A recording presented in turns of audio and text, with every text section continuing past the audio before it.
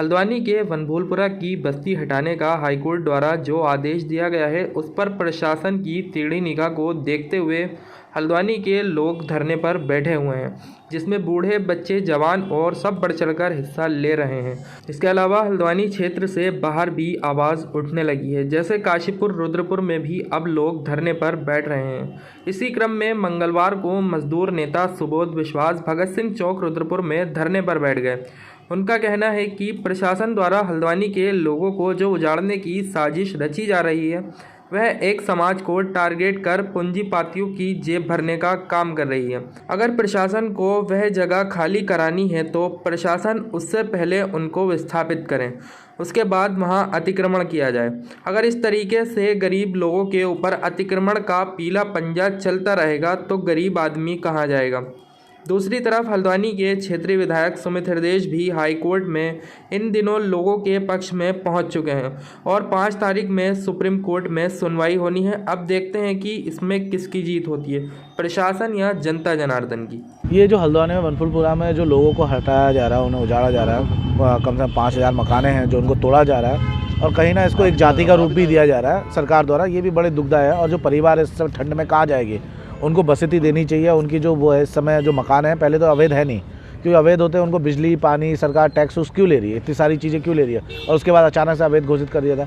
कहीं ना कहीं सरकार अपना भ्रष्टाचार छुपाने के चक्कर में उन परिवारों को उजाड़ने के चक्कर में है। तो कहीं ना कहीं ये बड़ा दुखदायक है। और ये जो मामला है, ये जनता ने, इसी के लिए हमने एक आक्रोश यहाँ पर दिया। आक्रोश के तहत हम लोगों ने यहाँ पर भूख हड़ताल किया 1 दिवसीय, और हम चाहते हैं कि सरकार उनको ना उजाड़े, उनको वहीं रहने दिया जाए और कोई जाति रूप ना देखे। जो क्षेत्र में बच्चे गरीब हैं, जो इस समय ठंड में है, वो कहाँ जाएंगे, उनको वहीं रहने का अधिकार है। इसके बारे में हमने एक ITI लगाई थी, जिसमें सूचना का अधिकार से हमने कहा था भारत सरकार से कि जो 4365 लोगों को उजाड़ा जा रहा है, ठीक है, ये सरकार जो आंखों में धूल झोंक कर जो जनता को उजाड़ने का काम कर रही है। तो हाई कोर्ट में जो एक याचिका लगाई थी, तो उससे पहले हम सन 2007 में जाते हैं। सन 2007 में गपूर बस्ती है रेलवे स्टेशन के करीब, वहाँ करीब 800 परिवार रहते हैं। तो उसमें जब सन 2007 में उजाड़े गए परिवारों के लिए, तब रेलवे ने कुछ नहीं करा था। लेकिन उस टाइम पे जब सरकार भाजपा की आ गई थी, तो उस टाइम पे हरीश रावत, डॉक्टर इंदिरा हृदयेश और हमारे केसी सिंह बाबा जो सांसद थे, वो भी आए थे। वहाँ पे सबने आश्वासन दिया था कि उजाड़े गए लोगों को अगर हमारी सरकार आ गई तो हम कहीं ना कहीं पुनर्विश्वास करेंगे और उन्हें बसाएंगे हम लोग। लेकिन होता है क्या है, एक गोला का पुल टूटता है सन 2013 में। तो रविशंकर जोशी हैं, गोलापार इलाका है वहाँ पर, तो एक ITI लगाते हैं और उसमें निकालते हैं कि जो गोला के किनारे लोग बसे हुए हैं, ये संपत्ति किसकी है। तो उसमें संपत्ति रेलवे की तो निकलती नहीं है। तो पुल जब टूटता है तो हाईकोर्ट में एक याचिका लगाते हैं कि गोला का पुल जो टूटा है, जो ये खनन माफिया ये बसे हुए लोग हैं, इनकी वजह से गोला का पुल टूटा है। तो हाई कोर्ट ने फिर एक कमेटी बनाई और कमेटी वहाँ जायज़ा ली गया। तो जाकर वहाँ जब देखा, लोग जो मजदूर थे अपने, जो बुग्गी में भर रहे थे, जो घोड़े में भर रहे थे, तो उनकी कुछ कॉपी वहाँ पहुँच गई।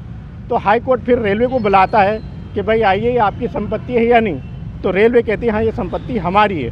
तो हाई कोर्ट बुलाता है रेलवे से कि संपत्ति आपकी है या नहीं है। लेकिन रविशंकर जोशी एक याचिका लगाता, तो उस पर हाई कोर्ट संज्ञान ले लेता है। तो उसके बाद 4365 लोगों को एक नोटिस आता है, उसमें कहते हैं कि 29 एकड़ ज़मीन पे जो आप रेलवे की उसमें बसे हुए। तो हमने सूचना का अधिकार से, मैं नसीम टेलर हूँ, तो हमने दिल्ली आयोग को एक लेटर लिखा, जिलाधिकारी को लिखा, और हमने बरेली इज्जत नगर भी लिखा है कि यहाँ पर जो लोग बसे हुए हैं, जो 4365 लोगों को आप उजाड़ने का काम कर रहे हैं, कि आप इसकी योजनाएं बताइए। आप यहाँ बड़े कारखाने बनाना चाहते हैं रेलवे के, या बड़े बड़े होटल बनाना चाहते हैं। तो हमने जब उनसे मांगा तो उन्होंने कहा उच्च न्यायालय में इसका मुकदमा चल रहा है, हम आपको इसकी सूचना नहीं दे सकते। फिर हमने दिल्ली आयोग को एक लेटर लिखा और हमने कहा साहब, हल्द्वानी क्षेत्र के अंदर वनभूलपुरा इलाका है, वहाँ पर 4365 लोगों को जो उजाड़ा जा रहा है, उसके पास हम पूछना चाहते हैं कि रेलवे के दस्तावेज है या नहीं है।